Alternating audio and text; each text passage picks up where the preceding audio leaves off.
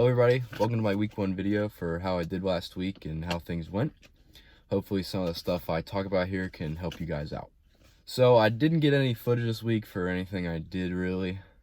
I'm hoping to get more footage next week and the weeks continuing. But I needed to make the video just to get it out there and talk to you guys about the week. Starting with, on my note sheet here, starting with our 5 categories that I talked about in the introduction video. If you don't remember, we have diet/food, water intake, amount of sleep you're getting, exercise, and lastly, mental/spiritual.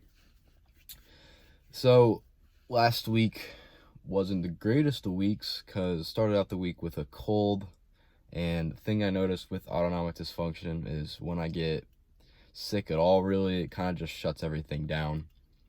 It's hard to continue on a routine that I've been doing, and I really have yet to figure out how to really prevent that. So it's still a learning process for me. Because of the cold, and I was kind of just being lazy, definitely affected me negatively mentally, was not in the best spot. Didn't really exercise as much as I should have, that's for sure. Sleep-wise, kind of overslept, but in different spots, like was napping during the day, staying up late, sleeping in too long, especially if I didn't have school like early the next morning. Water, when I tend to get sick, that kind of gets away from me, so was a little dehydrated, which isn't good. And food-wise, definitely wasn't eating as best as I could have. So early in the week, not a good start to the week, but again, being sick seems to do that, or seems to do it in for me, which I've yet to figure out. About towards the back half of Wednesday, I was starting to feel decent, a little better, definitely more energy. So I started bringing it back, noticed I wasn't drinking enough water, so I started pushing water intake more. I was definitely more aware at that time too of my sleep schedule was all screwed up. So from Wednesday to definitely now, which is Monday of the next week, I've been fixing my sleep schedule and we're getting back on track there. Food-wise, also, I'd say that kicked in around Friday when I was not feeling physically well because I hadn't been eating well. So over the weekend, I cleaned that up as much as I could have. Exercise-wise, I finally got back into it Thursday, just doing little stuff. And when I noticed when I'm sick, I have to start real light. For whatever reason, it kind of just resets everything. I have to start real light to get back into it. Light meaning if I'm lifting, just not a lot of reps, not heavy weight, kind of just getting back to the form of things. Running, just run a little bit, just get the heart pumping and kind of get back into exercise. And that takes a couple days to get back into it. Mental wise, definitely was doing better towards the end of the week. So overall for the week, really split. First half was pretty bad. Second half was good, not great. Not everything went perfect because I was kind of getting back to it. I want to talk about my diet a little bit and when I'm eating good, what I'm eating, what I'm not eating. So first off, weird stomach. For me, it's just been it's personalized for everybody. But for me, any junk food really will set me off the next day, especially.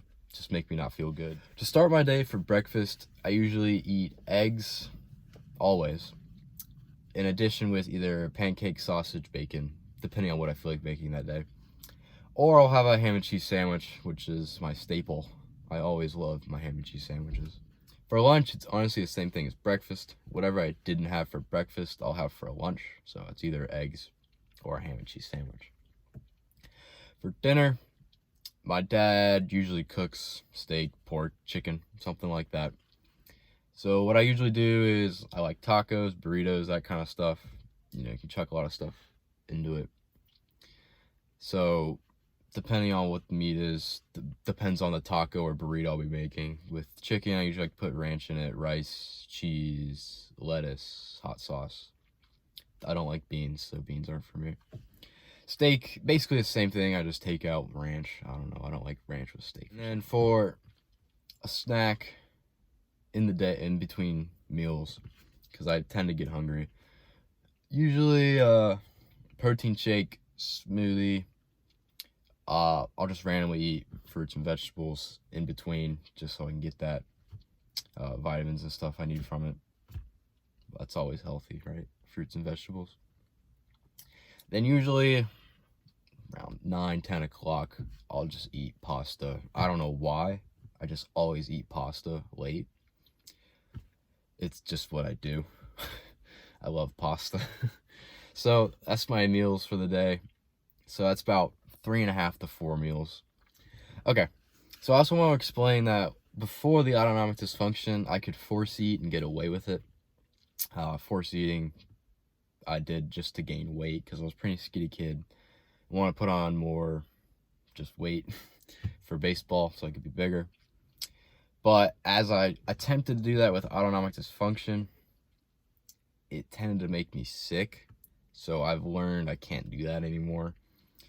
What I have seen though is if you're trying to force eat, now again it's personal, but if you're trying to force eat, try this. Now it's pretty time consuming, but I noticed I could eat more if I dragged it in a longer period of time. Like not eat everything in 20 minutes, but eat a lot over like an hour, and it seemed to help. But that's really time consuming. So not really the best way to do it, but it seemed, for me at least, it was the only way to do it. Or just eat 4 or 5 meals staggered out. Let's talk about sleep.